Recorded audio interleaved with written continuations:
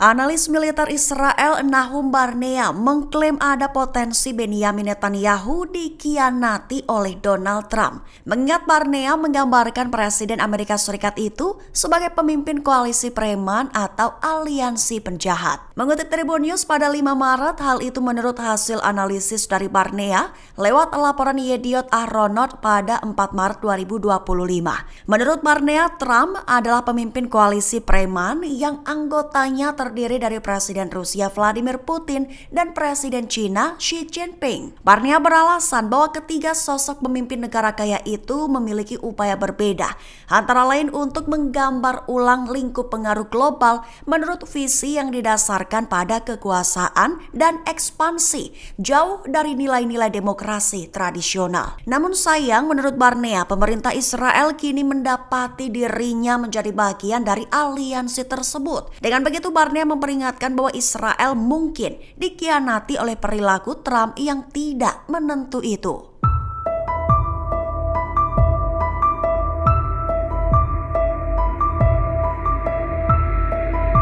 Pemimpin senior Hamas Osama Hamdan mengklaim bahwa pelanggaran Israel menjadi bukti pemerintahan Benyamin Netanyahu berniat menghancurkan perjanjian. Mengutip Palestine Chronicle pada 5 Maret, hal itu diutarakan oleh Hamdan dalam pidato yang disiarkan televisi pada Senin 3 Maret 2025 kemarin. Lebih tepatnya, Hamdan mengatakan bahwa Israel sudah tidak mengizinkan masuknya 50 truk bahan bakar dalam setiap harinya sebagaimana ditetapkan dalam perjanjian. Sebaliknya, hanya 978 truk yang masuk selama 42 hari dengan rata-rata 23 truk per harinya.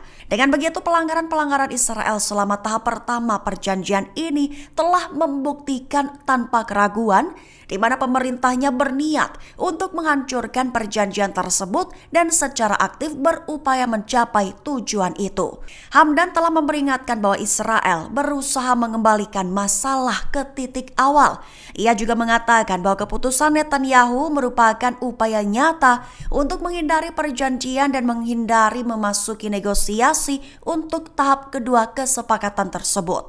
Merujuk pada Netanyahu yang menerima usulan Amerika guna memperpanjang tahap 1 dengan pengaturan yang bertentangan dengan perjanjian gencatan senjata. Menteri Pertahanan Israel Katz melontarkan peringatan ke pemerintahan Presiden Abdel Fattah el-Sisi, di mana menyentil soal membawa Mesir keluar dari siklus perang. Mengutip Palestine Chronicle pada 5 Maret, hal itu merupakan pernyataan dari Katz dalam pidatonya pada 4 Maret 2025 kemarin. Katz memperingatkan bahwa Israel tidak akan menoleransi pelanggaran perjanjian damai 1979 dengan Mesir, mengutip rumor internet yang belum diverifikasi tentang persiapan militer Mesir.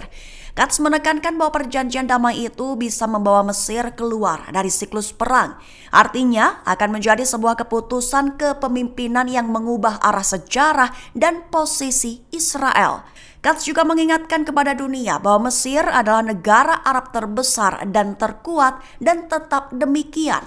Walaupun begitu, Katz menekankan bahwa Israel tak akan membiarkan Mesir melanggar perjanjian damai itu, menegaskan bahwa Israel tidak akan membiarkan pelanggaran struktural itu terjadi.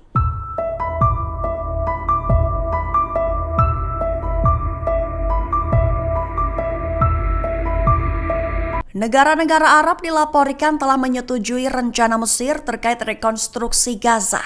Bahkan dalam rencana Mesir itu juga berisi seruan agar Dewan Keamanan Perserikatan Bangsa-Bangsa atau PBB untuk mengirimkan pasukan penjaga perdamaian. Mengutip Tribun News pada 5 Maret, persetujuan itu telah terjadi dalam konferensi tingkat tinggi atau KTT darurat negara-negara Arab yang berlangsung di Kairo, Mesir pada Selasa 4 Maret 2025 kemarin. Pernyataan dalam KTT menegaskan bahwa prioritas utamanya adalah mencapai gencatan senjata permanen di Gaza, sembari mengakui berbagai tantangan berat yang akan dihadapi dalam implementasinya. Juga dengan tegas menolak segala bentuk pemindahan paksa warga Palestina dari tanah mereka sendiri, serta menegaskan kembali dukungan penuh terhadap solusi dua negara sebagai jalan keluar yang paling realistis.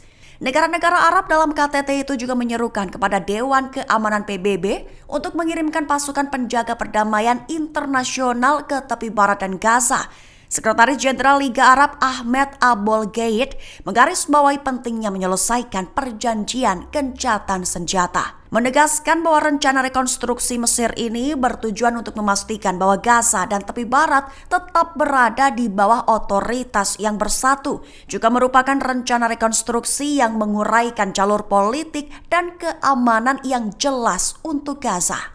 Israel mulai kerahkan pasukan, kendaraan tempur, dan drone ke pedesaan Quneitra, Suriah Selatan. Mengutip Al-Mayadin pada 5 Maret, hal itu menurut laporan dari koresponden Al-Mayadin pada 5 Maret 2025 waktu setempat. Lebih tepatnya IDF yang didukung kendaraan militer berat dan unit lapis baja maju menuju kota Majdulia dan rumah sakitnya di pedesaan tengah Quneitra, Suriah Selatan. Bahkan pengerahan itu disertai dengan pesawat pengintai Israel yang terbang di atas provinsi Quneitra, serta pasukan Israel yang maju ke kota Batnah di pedesaan tengah dan desa Ain al-Nouriyah di Quneitra Utara. Selain itu, IDF mendirikan pos pemeriksaan bergerak di daerah itu sambil mengintensifkan aktivitas udara. Lebih tepatnya, Israel seraya menegaskan kembali posisinya untuk melanjutkan kemajuan mereka di Suriah Selatan.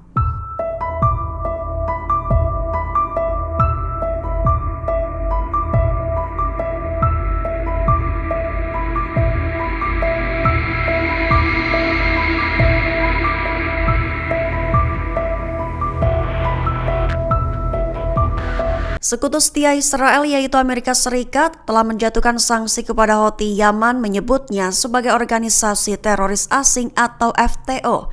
Di satu sisi, Yaman menegaskan bahwa pihaknya siap melanjutkan serangan terhadap Israel. Mengutip Tribun News pada 5 Maret, kabar itu menurut laporan dari sumber utama Middle East Monitor. Lebih tepatnya, Departemen Luar Negeri Amerika Serikat telah menetapkan Houthi Yaman yang secara resmi dikenal sebagai Ansarallah sebagai organisasi teroris asing pada Selasa 4 Maret 2025. Menteri Luar Negeri Marco Rubio menjadi sosok yang mengumumkan langkah tersebut, menyatakan bahwa hal itu merupakan aksi memenuhi janji yang dibuat oleh Presiden Donald Trump setelah ia menjabat. Sementara itu, Angkatan Bersenjata Yaman mengatakan pada 4 Maret bahwa mereka siap untuk melanjutkan serangan terhadap Israel, terkhusus sebagai tanggapan atas pelanggaran Israel terhadap perjanjian gencatan senjata Gaza, menegaskan kembali pendirian teguh Yaman dalam mendukung perjuangan Palestina dan perlawanannya.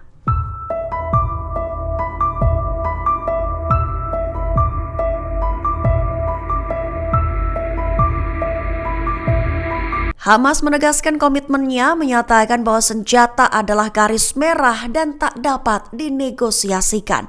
Menegaskan bahwa Hamas tak akan menerima kesepakatan apapun untuk menukar senjata dengan rekonstruksi atau masuknya bantuan. Mengutip Tribun News pada 5 Maret, hal itu diutarakan dalam pernyataan pemimpin Hamas Sami Abu Zuhri. Lebih tepatnya, Zuhri mengatakan bahwa senjata gerakan itu merupakan garis merah dan tidak dapat dinegosiasikan. Dalam pernyataannya, Zuhri menyatakan bahwa Hamas tidak akan menerima upaya apapun untuk menukar senjatanya dengan upaya rekonstruksi atau bantuan kemanusiaan. Perlu diketahui, pernyataan Zuhri itu seperti jawaban atas pernyataan yang dikeluarkan sebelumnya oleh Menteri Luar Negeri Israel Gideon Sa'ar, di mana menyatakan bahwa Israel menuntut pelucutan senjata lengkap di jalur Gaza, pembebasan semua tawanan dan pengusiran Hamas sebagai syarat untuk bergerak ke tahap kedua perjanjian gencatan senjata, di mana menyatakan bahwa Israel menuntut pelucutan senjata lengkap di jalur Gaza, pembebasan semua tawanan dan pengusiran Hamas sebagai syarat untuk bergerak ke tahap kedua perjanjian gencatan senjata. Adapun tahap kedua kesepakatan itu akan mencakup pembebasan tawanan.